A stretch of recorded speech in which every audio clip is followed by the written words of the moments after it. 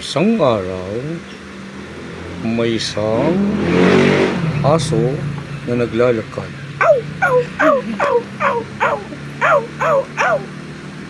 Nagugutom na siya at gusto na niyang kumain.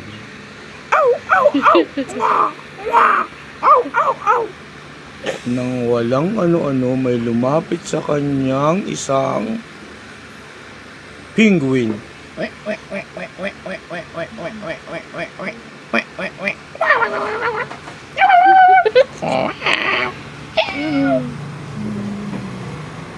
Aso, saan ka papunta? Dito lang. Huwag kang lalapit sa akin. Allergy ako sa'yo. Ang baho mo. Mas mabaho ka.